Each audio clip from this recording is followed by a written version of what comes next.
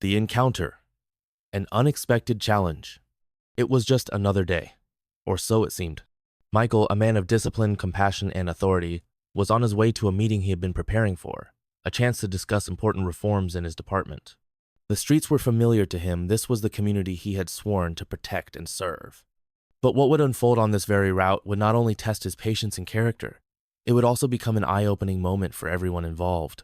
In the blink of an eye, an ordinary day turned into a life-altering experience, forcing Michael to confront not just the biases of the world, but also the quiet strength it takes to rise above them.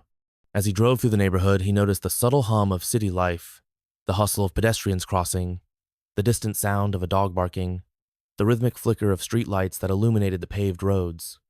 Yet, amid the comfort of routine, something felt different this time. It wasn't the kind of feeling that alarmed him at first. It was the deep, almost subconscious awareness that moments like this tend to carry a heavier significance than we realize until they have passed. His hands gripped the wheel, steady and focused, his mind still reflecting on the day's agenda when the unmistakable flicker of blue lights appeared in his rearview mirror. A sudden rush of adrenaline coursed through him, but Michael's demeanor didn't change. He calmly switched on his turn signal and pulled over to the side of the road, keeping his movements measured. As a man of law, he was no stranger to traffic stops. He had pulled over countless vehicles himself, and as chief of police, had seen it all. His professional mind immediately processed the stop, assuming it was a minor infraction of speeding car, a seatbelt violation, perhaps something insignificant. What he didn't anticipate, however, was the encounter he was about to have. The officer who approached his car seemed routine enough at first, his steps purposeful as he walked toward the driver's side. But Michael noticed something immediately. The officer's posture wasn't one of a neutral public servant, but one of a person who had already decided who he was dealing with. There was an edge to his movements, an air of authority that lacked the empathy and openness Michael was used to seeing in those who wore the uniform with true respect. The officer leaned down, his eyes sharp as he began his inquiry. "Do you know why I stopped you?" he asked, his tone curt and commanding. Michael responded, keeping his voice even. "I'm not sure, officer. Was I speeding?" The question came out with a slight smile, but he could feel the officer's gaze narrow. Something about this moment felt off. There was no genuine curiosity or engagement. Instead, there was a judgment, a presumption of guilt, as if Michael were guilty of something far more than a simple traffic violation. "Step out of the vehicle," the officer said abruptly, his words laced with a quiet hostility that felt strange. Michael, surprised but not rattled, complied, getting out of the car slowly and keeping his hands visible at his sides, making sure his every move was deliberate. What could have been a simple traffic stop was turning into something more unsettling, something personal. "Where are you headed?" the officer asked. His eyes scanned Michael from head to toe, the scrutiny so palpable it made Michael feel as though he were on trial. This wasn't just about whether or not he was speeding. This was about something deeper. The officer wasn't interested in answers, he was interested in judgment. Michael could feel it.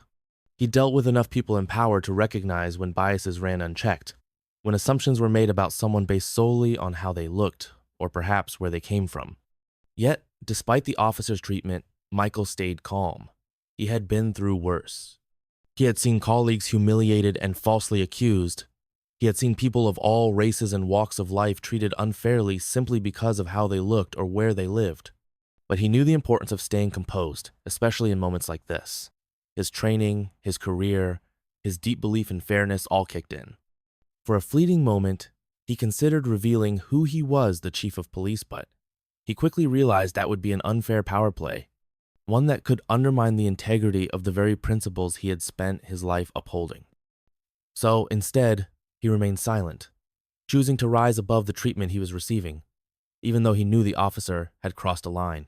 For Michael, this moment wasn't about him. This moment was about every person who had ever been unfairly treated because of their skin color, their class, or their background. He wasn't just standing there as a man, he was standing there as a symbol of resilience, a reminder that dignity, respect, and humanity should never be compromised, regardless of the circumstances. It was a quiet defiance that didn't need to speak loudly to be heard. He didn't need to shout or raise his voice. His silent strength was enough. He answered the officer's questions in the calmest of tones, his responses measured, never defensive, but firm in their truth. And then, with a kind of professionalism only someone with deep conviction could muster, he asked, "Is there a problem, officer?" As the words left his mouth, something shifted. The officer seemed to hesitate, his stance faltering, but he quickly recovered. This wasn't the confrontation the officer had expected. He had assumed that Michael would be just another person to intimidate, another individual to lord over with the authority his uniform represented. But Michael wasn't just anyone, he was a man who had fought for respect, equality, and fairness every day of his life. And though the officer didn't yet know it, he was about to learn that lesson in the most profound way possible.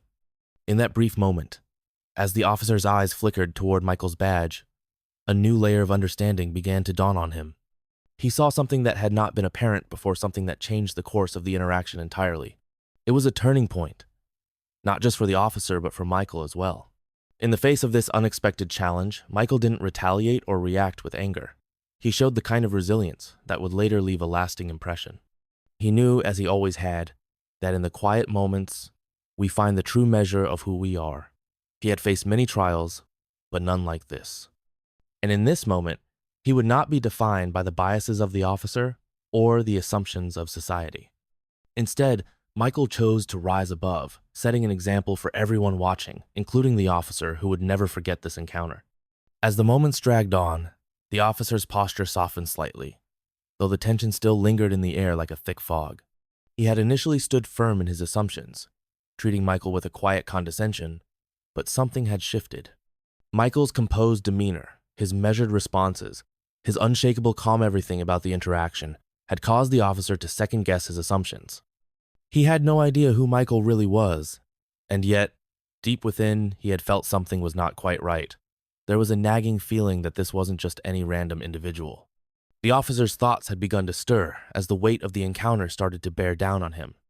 He had acted from a place of entitlement and unwarranted superiority, but now there was doubt, a small crack in the armor of his self-assurance.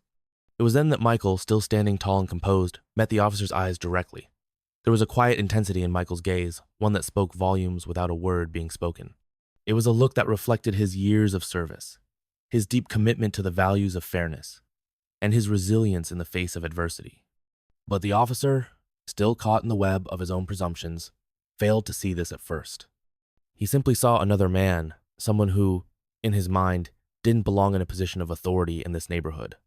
But then, the smallest of changes, occurred the flicker of realization that would change everything. The officer's eyes lingered on Michael's chest for a brief moment. The badge, the insignia. It was subtle, yet in that instant, the truth became undeniable. Michael was the chief of police, and the officer was now fully aware of it. The moment the officer realized who he was speaking to was not one of triumph for Michael. It wasn't about asserting dominance or proving a point. Instead, it was a moment of profound awakening, one that pierced through the layers of pride and assumption. For the officer, it was a humbling realization that he had been interacting with the very person who held the power to shape the very system he was a part of. He had been blind to the humanity of the individual standing before him, blind to the nuances of race and class, and blind to the subtle but undeniable truths that bound all people together in shared humanity. For Michael, this sudden shift was not as much of a victory as it was a moment of deep reflection. In the officer's eyes, he could see the realization dawning. The shift was palpable, almost tangible. And as the officer's demeanor subtly changed, Michael knew he was at the crossroads of something far greater than a simple traffic stop. He realized that the officer's response wasn't just about him, it was about the systemic biases, the silent prejudices, the assumptions that had been embedded in law enforcement for years. The officer had assumed he was dealing with just another suspect, but the truth was far more complicated. Michael wasn't merely a figure of authority. He was a person who had endured the complexities of life, fought to break barriers, and earned his place in a system that often overlooked those who weren't seen as worthy of respect or trust. The officer's shift in posture wasn't just a physical one, it represented the collapse of a wall that had been built over years of ingrained bias. It was a quiet awakening that spoke of the deeper societal flaws at play. Michael, who had seen the effects of prejudice in many forms throughout his career, understood this shift for what it was, a challenge to the very foundations of what people thought they knew. It was an invitation for the officer to step out of his limited perspective and consider a new way of seeing the world, one that didn't rely on assumptions or stereotypes, but instead embraced the complexities of individuals and their stories. Michael stood there, not with anger or resentment, but with a quiet strength that spoke of years of hard work, dedication, and a commitment to justice. He wasn't angry at the officer for his action. She was sad, perhaps even disheartened, that the officer had fallen prey to the same biases that were so pervasive in society. But as a man of understanding, Michael knew this moment wasn't about punishment. It was about education. It was about helping the officer, helping all of us realize that assumptions, no matter how small or seemingly insignificant, can have profound effects on our interactions with others. It was about recognizing that we are all more than the labels we are given, more than the expectations others place on us. For the officer, this was a moment of humility, a moment that forced him to confront the gap between his assumptions and the reality in front of him. It was a lesson, hard as it might have been, in understanding that those who hold power don't always look the way society expects them to. It was a reminder that respect is not something that can be demanded or taken by force. It is something that must be earned, but it is also something that should be given freely, without prejudice. Michael's thoughts, in those brief moments, spanned beyond the immediate situation. He thought of all the people who had been unjustly treated, of all the lives that had been forever altered because of assumptions based on appearance or background. He thought of the community he served, of the real work that had to be done to bridge divides and foster understanding. It wasn't enough to hold power. The true challenge lay in using that power to dismantle the systems that allowed such biases to fester. And yet, despite the weight of the moment, Michael didn't feel burdened. He felt, in a strange way, liberated. He had seen this kind of moment before, times when individuals, blinded by their own misconceptions, were given the chance to see the world through a different lens.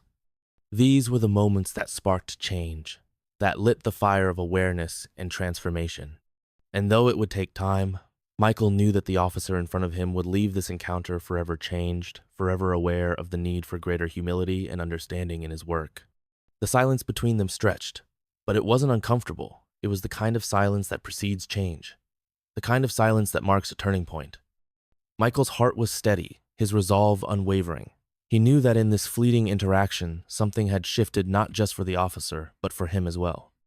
The truth of who he was and what he represented was not tied to his title or badge. It was about the integrity he carried, the lessons he had learned, and the quiet strength that defined his journey. When the officer finally spoke, his voice was different. There was no longer the edge of superiority or judgment. Instead, it was laced with a reluctant respect. He had realized, perhaps for the first time, that the power he had assumed he wielded was nothing compared to the deeper authority of someone who had truly earned respect through actions, not titles. It wasn't about who had the badge or who wore the uniform. It was about the shared humanity that connected them both, and the awakening that would carry them forward into a more conscious future. In that moment, both men understood something profound. Real power isn't about control, it's about connection. It's about recognizing the truth beneath the surface, and seeing one another not as adversaries, but as people worthy of respect, dignity, and understanding. The lesson, what we can all learn from this encounter.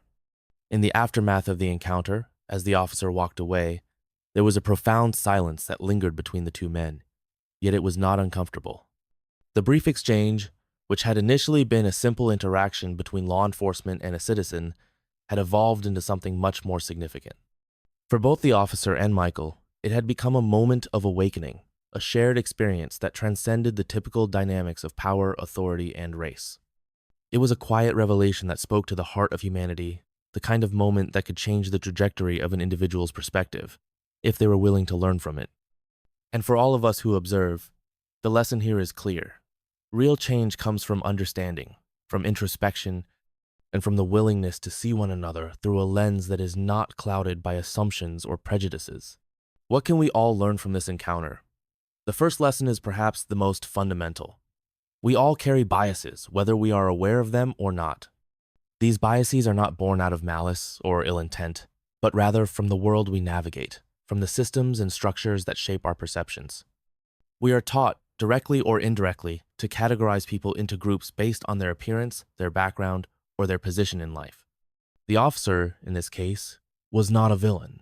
He was a product of his environment, of the societal norms that had taught him to see Michael as other, as someone who didn't belong in the role he held. The truth is, we all have a tendency to make assumptions about people we don't know, to jump to conclusions based on limited information.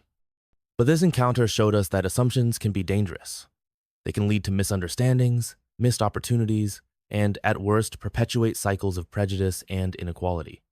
The officer, in his moment of realization, was forced to confront his own biases to see Michael not as an outsider, but as a person worthy of respect.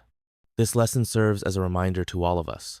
Before we judge, before we assume, we must take the time to truly understand the person in front of us. The second lesson is about the power of empathy. Throughout the encounter, Michael remained calm, composed, and unflinching in his conviction. He didn't react with anger or frustration, but instead with a quiet strength that communicated more than words ever could. His ability to hold space for the officer's ignorance without responding with aggression or hostility was a testament to the power of empathy. In a world where so many interactions are shaped by defensiveness or reactive emotions, Michael's approach was an embodiment of emotional intelligence. He understood that in order to create change, in order to inspire someone to look beyond their own narrow perspective, one must meet them with patience, kindness, and an openness to dialogue. He wasn't interested in punishing the officer. Instead, he wanted to offer him a chance to grow, to learn, to see things differently. And that is perhaps the most profound lesson of all true leadership is not about exerting power or control. It is about guiding others to a deeper understanding, even when that understanding may be difficult to reach.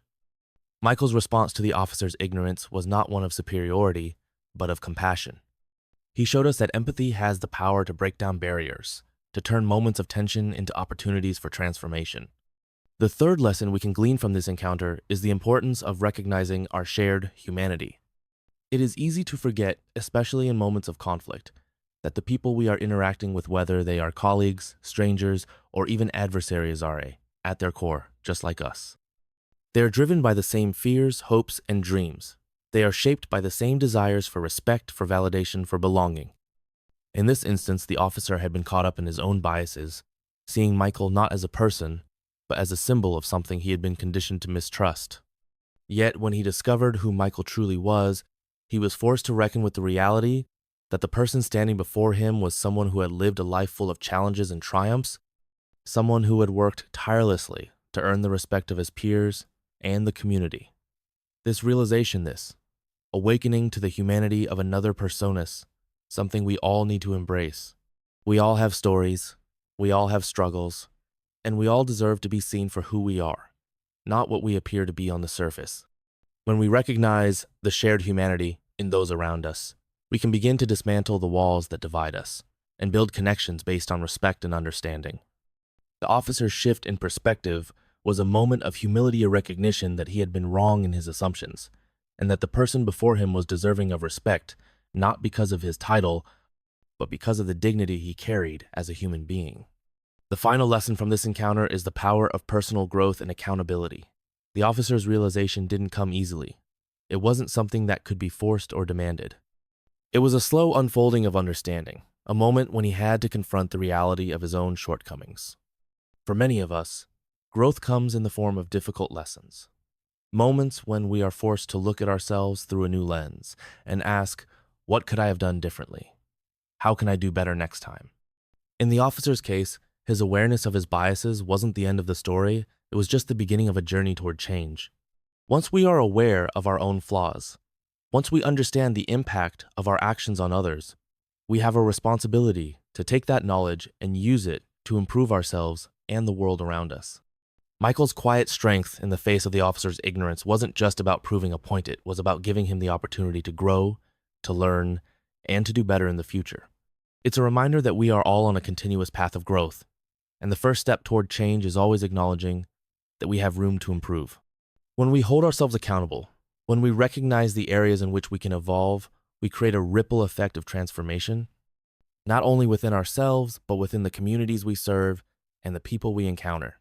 In conclusion, the lesson from this encounter is one that resonates far beyond the confines of this single interaction. It is a lesson about the dangers of assumptions, the power of empathy, the importance of recognizing our shared humanity, and the need for personal growth and accountability. It's about understanding that we are all shaped by the world around us, and that the key to breaking down the barriers that divide us lies in seeing one another for who we truly are. Michael's ability to maintain his composure, his quiet leadership, and his willingness to extend empathy to the officer, despite the obvious biases he was confronted, would serve as a profound example of the kind of transformation that is possible when we approach one another with respect, humility, and a willingness to learn. This encounter was not just a moment of change for the officer, it was a moment of change for us all.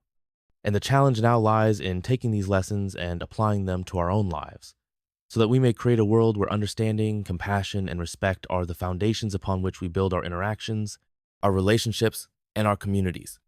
Resilience in the face of adversity. Resilience in the face of adversity is often one of the most powerful and transformative qualities a person can possess. It is the ability to endure hardship, to rise above the challenges that life throws our way, and to emerge stronger and more determined.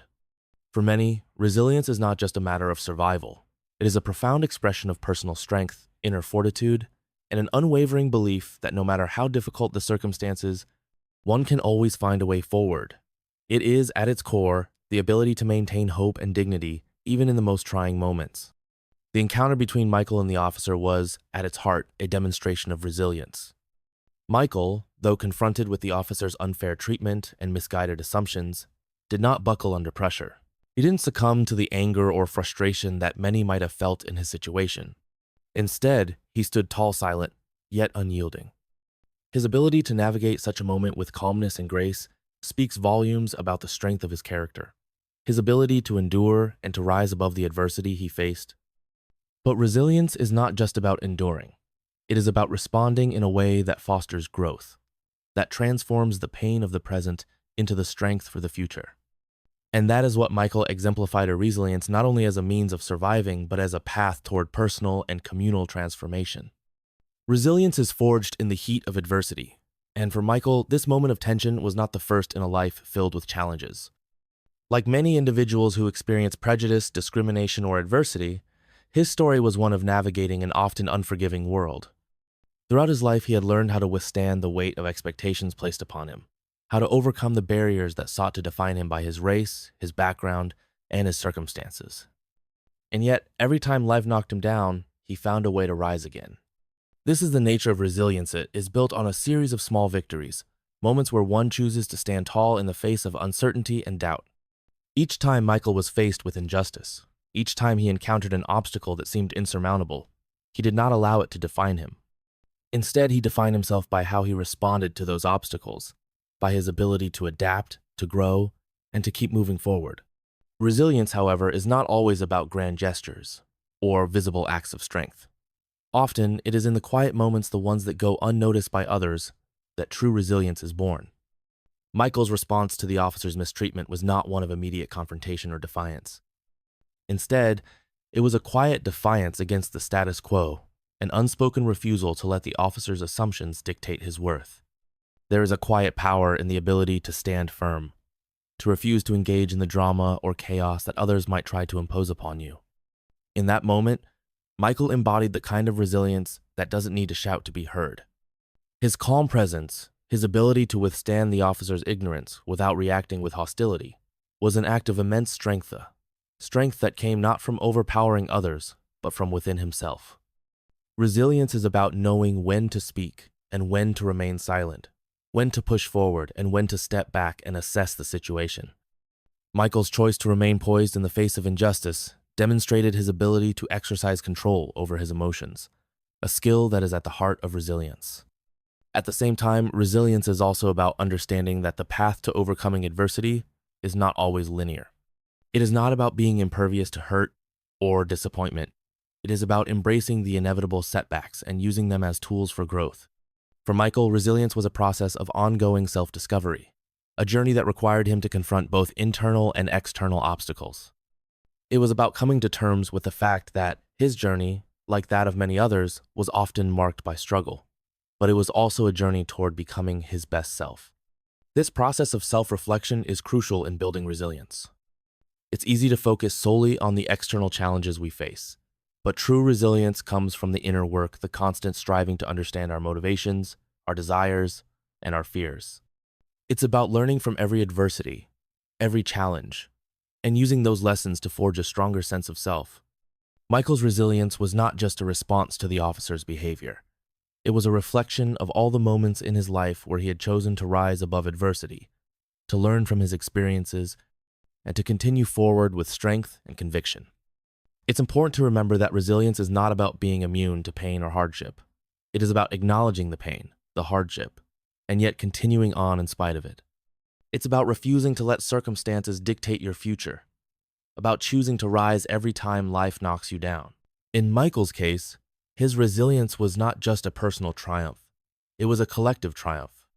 It was a testament to the strength of a community, to the power of standing together in the face of injustice and adversity. The officer may have initially treated him unfairly, but Michael's response showed that the power of one individual's resilience could make all the difference in the world. Furthermore, resilience is not a trait that we are simply born with. It is something that can be cultivated and nurtured over time. It is a practice, a series of choices we make every day to keep moving forward, to keep striving for a better tomorrow. For many, resilience is developed through difficult circumstances, through moments of challenge that push us to our limits. But it can also be built in the everyday decisions we make, in the way we choose to respond to the small adversities of daily life. Michael's journey to resilience was not a singular moment of triumph. It was the result of years of practice, of learning how to face adversity with strength and dignity, of learning how to rise time and time again, no matter the obstacles in his path. In the end, resilience is about more than just enduring life's hardships. It is about growing from them, evolving through them, and coming out on the other side stronger, wiser, and more determined than ever. Michael's response to adversity was not just an example of personal strength. It was a call to action for all of us to examine our own lives and ask ourselves, how do we respond to the challenges we face? Do we rise above them, or do we allow them to define us? Resilience is a choice. It is a choice to rise, to learn, and to grow in the face of adversity.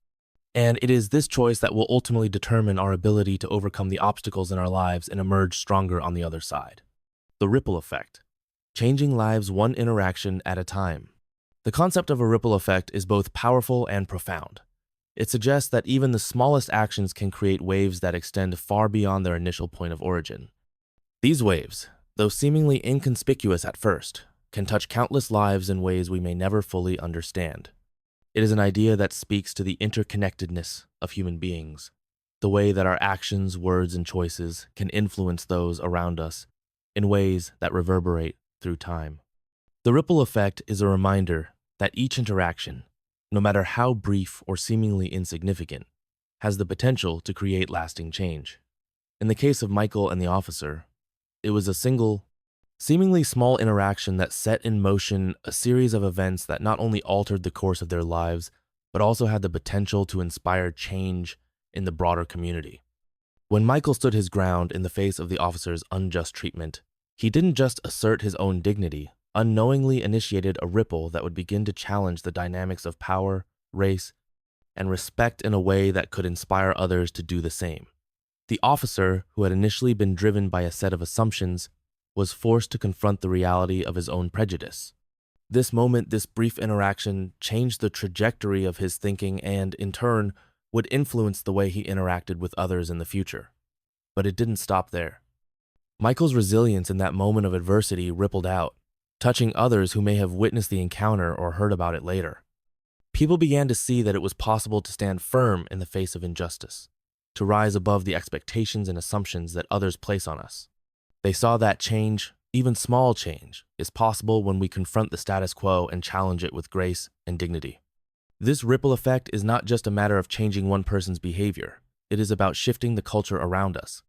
Every time we stand up against injustice, every time we choose to act with integrity and respect, we influence those who are watching. We give them the courage to act in kind, to approach life's challenges with a sense of strength and possibility. It's easy to think that our individual actions don't matter, that the small things we do or say have little impact on the larger picture. But the truth is, every interaction we have, every word we speak, carries weight. Just as a stone dropped in a pond sends ripples out in all directions, our actions create ripples that can affect the lives of others in ways we may never fully comprehend. The ripple effect is particularly powerful because it is not bound by time or space. It transcends the moment in which it occurs and continues to unfold, impacting the lives of individuals who may not even be directly involved. Michael's act of quiet defiance may have been witnessed by only a few, But the story of his strength, of his ability to face adversity without resorting to anger or violence, could have been shared by hundreds, even thousands. It could have sparked conversations about race, power, and the nature of justice. It could have inspired someone else to stand up when they were faced with similar challenges. It could have ignited a movement, a call for others to rise up in the face of adversity and to speak out against injustice. Moreover, the ripple effect is a reminder that the actions we take today can echo through future generations. The choices we make, the way we treat others, and the values we live by are not only a reflection of who we are, but also a gift to those who will come after us. Michael's decision to stand firm in the face of unfair treatment was not just a victory for him in that moment. It was a victory for all those who will face similar challenges in the future. It was a reminder that, even in the most difficult of circumstances, there is always the potential for change. His act of resilience became a beacon of hope for others, showing them that the path to justice and equality may be long, but it is always worth pursuing. In a world that often feels divided, where injustice and inequality seem to prevail at every turn, the ripple effect offers hope. It tells us that we have the power to make a difference, even when the odds seem stacked against us. It encourages us to take action, to speak out, and to challenge the systems that perpetuate injustice. It reminds us that every action, no matter how small, can create change. And that change, over time, can accumulate and lead to something far greater than we could ever have imagined. One of the most beautiful aspects of the ripple effect is its ability to inspire others to take action. When we see someone act with courage, when we witness someone stand up for what is right, it ignites something within us. It gives us the strength to do the same. Michael's quiet strength in that moment of adversity may have been seen by only a few, but those few may have shared his story, and through them, the message of resilience and justice would spread. Each person who hears the story of his encounter with the officer becomes a part of the ripple, carrying the message forward and inspiring others to take action in their own lives. The ripple effect is also about the idea of collective responsibility. It reminds us that we are not isolated individuals, but part of a larger community. When one person stands up for what is right, it encourages others to do the same. Together, we create a network of support, a community of individuals who are committed to making the world a better place. Each act of courage, each moment of integrity strengthens that network, and together we can create a wave of change that reaches far beyond what any one individual could achieve alone.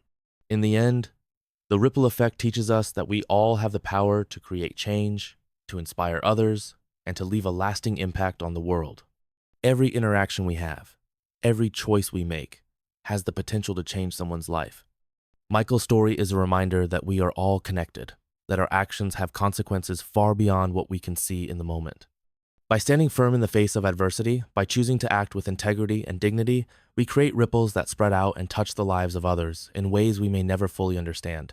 But that is the beauty of the ripple effect. It is a reminder that change is possible, that hope is always within reach, and that even the smallest act of courage can set in motion a series of events that will change the world.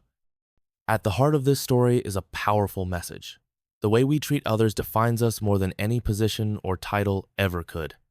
Michael, the chief of police, showed that leadership isn't about dominance.